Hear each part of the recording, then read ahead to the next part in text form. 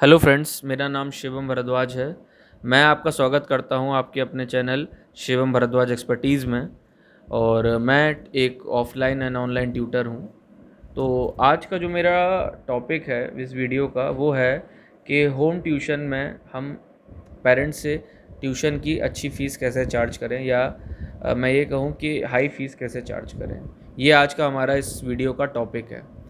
तो सबसे पहले मैं ये कहना चाहूँगा कि अगर जो भी ट्यूटर इस वीडियो को देख रहे हैं, जो भी कोई देख रहा है इस वीडियो को, वो इस वीडियो को देखने से पहले मेरे जो और पहले की वीडियो हैं डेमो क्लास के बारे में, उसे भी ज़रूर देख लें, ताकि उनको और डिटेल में ये कॉन्सेप्ट और अच्छे से समझ में आ जाए। तो आज मैं सबसे पहले स्टार्ट करता हूँ। देखिए क्या होता है, कई बार ट्यूटर अच्छे से पढ़ाते हैं, मेहनत भी करते हैं, बच्चों का रिज़ल्ट भी इम्प्रूव होता है, लेकिन वो अंदर ही अंदर अपनी जो उनको फ़ीस मिलती है उससे वो सेटिस्फाइड नहीं होते। लेकिन फिर भी वो ट्यूशन को छूट जाने के डर से, या हमारा ट्यूशन नहीं रहेगा इस डर से कई बार बोल नहीं पाते, कह नहीं पाते हैं, लेकिन वो अनसेटिस्फाइड रहते हैं। तो आज मैं उन्हीं ट्यूटर्स को टारगेट करके एक बहुत अच्छा वीडियो बना रहा हूँ, आप लोग देखें। और एक बात और है कि इस वीडियो को स्किप ना करें, इस वीडियो को पूरा एंड तक देखें, ताकि आपको पूरी बात मेरी समझ में आ पाए, जिस बात को मैं इस वीडियो में कवर करने जा रहा हूँ। तो देखिए सबसे पहले बात क्या है कि अगर आप किसी भी कंसल्टेंसी के थ्रू ट्यूशन पढ़ा रहे हैं या किसी भी लिंक के थ्रू पढ़ा रहे हैं, तो आप पेरेंट्स से पहले दिन फ़ीस के रिगार्डिंग कोई डिस्कशन ना करें। पहले दिन आप जाएं, अपना बेसिक इंट्रो दें, बच्चे को अच्छे से पढ़ाएं, पहले दिन अच्छे से अपना डेमो दें, और डेमो देने के बाद दूसरे दिन जब पेरेंट्स आपसे कांटेक्ट करें, क्या जो है आपने जो उनको बच्चे को पढ़ाया उनको अच्छा लगा, उन बच्चे को अच्छा समझ में आई आपकी पढ़ाई, तो उसके बाद फिर आगे आप फीस का डिस्कशन करें। ठीक है। अब बात क्या है कि अगर आप किसी कंसल्टेंसी के थ्रू गए हैं तो वहाँ तो ये है कि पहले ही बता दिया जाता है कि ये फ़ीस है, तो उस रिगार्डिंग कोई डिस्कशन ज़्यादा नहीं हो पाता है। लेकिन इस वीडियो में मैं ज़्यादा टारगेट इस चीज़ को कर रहा हूँ कि जब आप किसी लिंक के थ्रू ट्यूशन पढ़ाने जा रहे हैं, या फिर अगर आपको पढ़ाते हुए 1 साल हो गया है या बच्चा दूसरी क्लास में आ गया है, आपका जो स्टूडेंट है, तो आप उसकी फ़ीस में कुछ ना कुछ नॉमिनल इंक्रीमेंट करेंगे ही।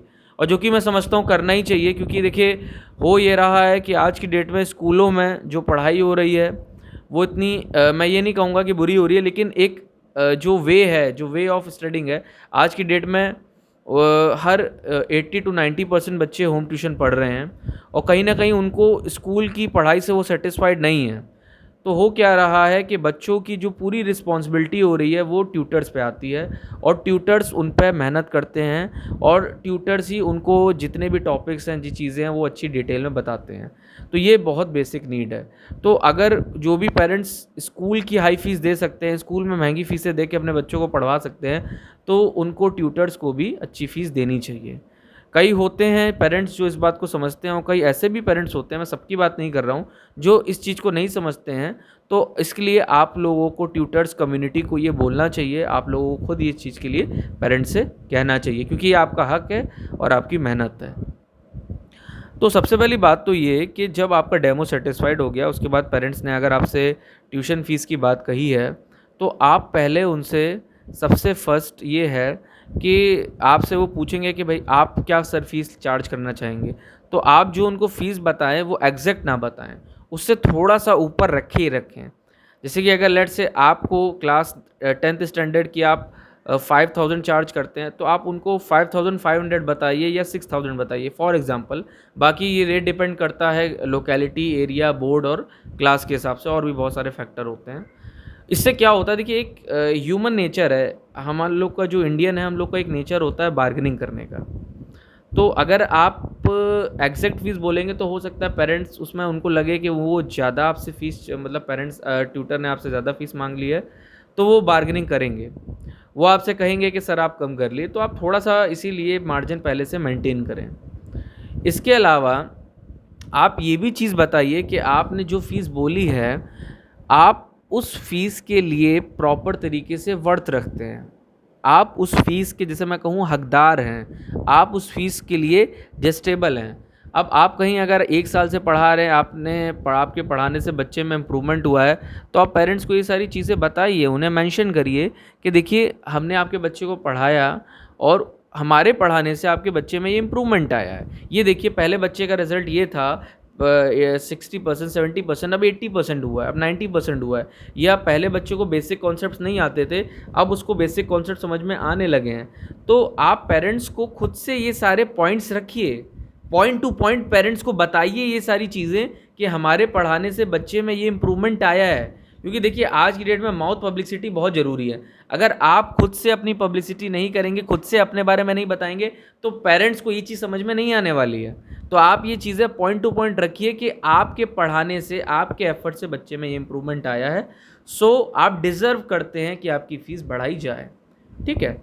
और इसके अलावा अगर आप कहीं नहीं पढ़ाने जा रहे हैं, तो आप ये चीज़ें रखिए कि मेरे पढ़ाने का तरीका अलग है, मैं बच्चों को पूरा डिटेल में पढ़ाता हूँ। देखिए होता क्या है, ट्यूटर पढ़ाते सभी हैं, लेकिन अब कुछ इस बातों को बोलते हैं, कुछ इस बातों को नहीं बोलते। तो बोलना बहुत ज़रूरी है, क्योंकि अगर आप जब तक बोलेंगे नहीं, तब तक पेरेंट्स को ये चीज़ों के बारे में नहीं पता चलेगा। तो आपको ये बोलना ज़रूरी है।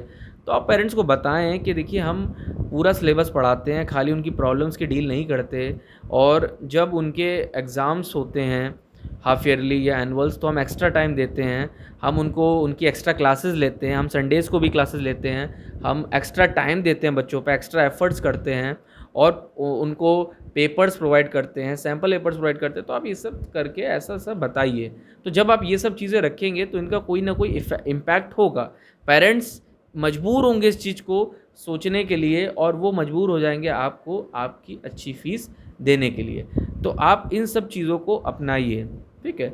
और हाँ, एक जो बेसिक बात तो है ही है, देखिए अगर आप इस किसी भी प्रोफेशन में ग्रो होना चाहते हैं, तो वहाँ आपको रेगुलर तो होना ही होगा। आपकी इमेज भी अच्छी होनी चाहिए पेरेंट्स की नज़र में, आप रेगुलर हो, टाइम पंचुअल हो, टाइम के अच्छे से पढ़ाएं बच्चे को मेहनत से। आपके एफर्ट्स बहुत ज़रूरी हैं। कई बार मैंने एक ये भी चीज़ ऑब्ज़र्व करी है कि जो ट्यूटर्स होते हैं वो साल भर तो बच्चे को अच्छा पढ़ाते हैं, मगर जब एग्ज़ाम टाइम होता है तब उतना टाइम नहीं देते। या कई बार ये भी हो जाता है कि जो ट्यूटर होते हैं, अगर उनके सामने कोई रीज़न आ गया तो वो एग्ज़ाम में भी एग्ज़ाम से एक दिन पहले बच्चे की छुट्टी कर देते हैं। तो ये नहीं करना चाहिए। ये बहुत ही इंपॉर्टेंट बात है कि जो कोई भी होम ट्यूशन पढ़ाता है उसको एग्ज़ाम टाइम में, अगर बच्चे का एग्ज़ाम है कल, उससे एक दिन पहले छुट्टी नहीं करनी चाहिए। बच्चे को प्रॉपर टाइम देना चाहिए, प्रॉपर उसके साथ मेहनत करनी चाहिए। ये बहुत बड़ा इम्पैक्ट कास्ट करता है पेरेंट्स की नज़र में। देखिए बच्चा क्या मार्क्स ला रहा है वो तो ठीक है, लेकिन पेरेंट्स ये भी तो देख रहे हैं आप क्या एफर्ट्स कर रहे हैं। आप अगर पेपर से पहले बच्चे को नहीं सही से टाइम देंगे तो इसका पेरेंट्स की नज़र में अच्छा इम्पैक्ट नहीं पड़ेगा। तो जब कभी भी बच्चे के पेपर चल रहे हैं, आप एक्स्ट्रा टाइम दिए, आप पेरेंट्स को बताइए कि आज मैंने एक्स्ट्रा क्लास ली है या मैंने एक्स्ट्रा क्लास अरेंज करी है, ताकि जब आपका सेशन ओवर हो, बच्चे के अच्छे मार्क्स आएँ, तो वो आपको फाइनेंशियली हेल्प कर सके। आज का मेरा टॉपिक यही ख़त्म होता है। आई होप सो कि मैंने जो बातें समझाई वो आप लोगों को समझ में आई होगी। और एक मेरी आपसे रिक्वेस्ट है, अगर मेरा वीडियो अच्छा लगा है तो इसको सपोर्ट करिए, मेरे चैनल को सब्सक्राइब करिए, शेयर करिए, कमेंट करिए और लाइक करिए। देखिए इसकी बहुत ज़रूरत है, हम एफ़र्ट्स कर रहे हैं आप लोगों के लिए, तो प्लीज़ हमारी इन एफ़र्ट्स को सफल करिए। और मेरे जो प्रीवियस वीडियो हैं उनके भी मैंने लिंक डिस्क्रिप्शन में दे दिए हैं, तो आप वो भी जाके देख लीजिएगा। और क्योंकि मैं एक डेमो पे और इस पर पूरी सीरीज़ बना रहा हूँ, तो वो आपके लिए बहुत हेल्पफुल रहेगा। Thanks for watching my video.